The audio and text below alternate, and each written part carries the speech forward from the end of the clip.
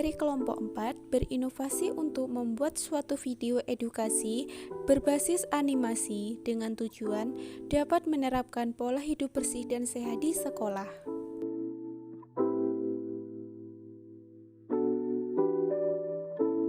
Perilaku hidup bersih dan sehat di sekolah atau yang sering disebut dengan PHBS ialah suatu kebiasaan atau perilaku positif yang dilakukan oleh seluruh warga sekolah dengan kesadarannya untuk mencegah penyakit serta menjaga kesehatan di lingkungan sekolah.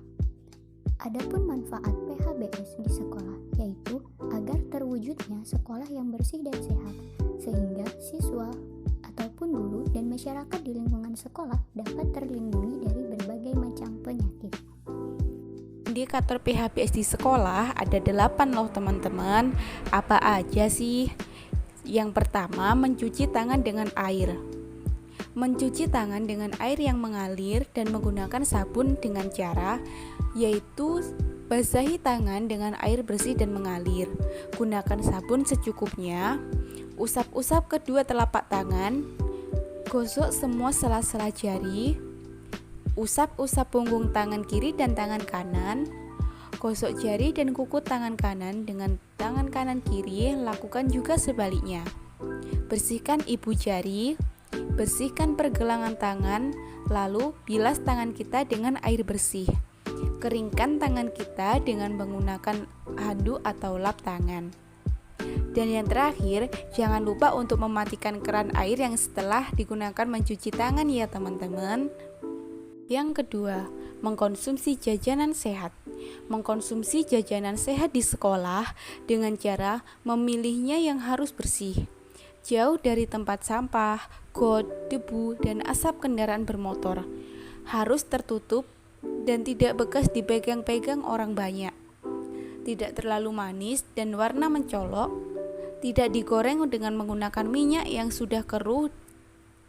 Tidak bau apek dan tengik. Dikemas dengan plastik atau menggunakan bahan lain yang bersih dan aman. Dan jangan lupa lihat tanggal kadaluarsanya juga ya teman-teman. Menggunakan jamban yang sehat dan benar, yaitu bila menggunakan jamban duduk dengan berjongkok karena alas kaki dapat mengotori jamban. Menyiram dengan bersih setelah selesai bab dan bak.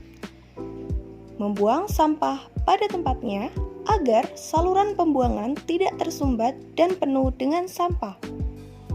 Jamban yang tersedia harus dalam keadaan yang bersih.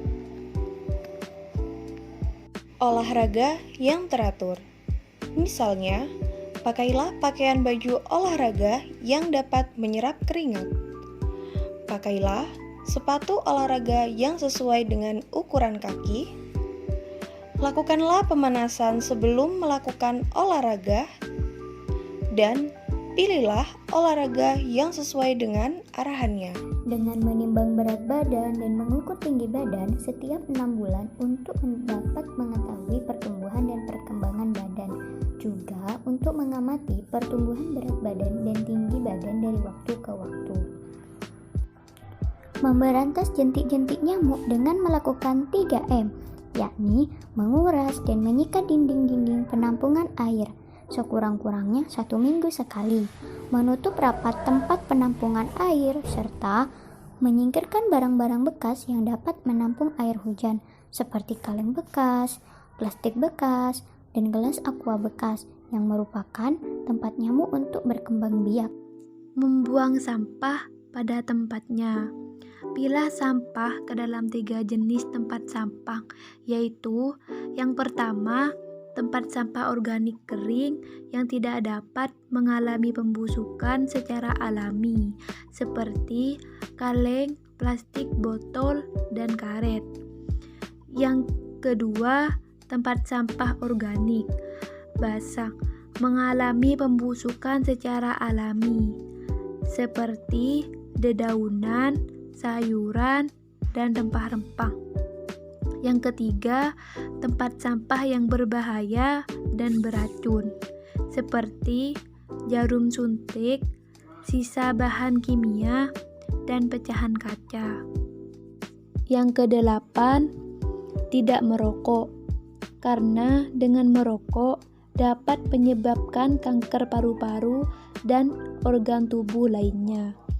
Merokok juga dapat menimbulkan pengaruh buruk pada pikiran, perasaan, dan tingkah laku seseorang, seperti menjadi ketagihan, kemudian ketergantungan pada rokok itu tinggi.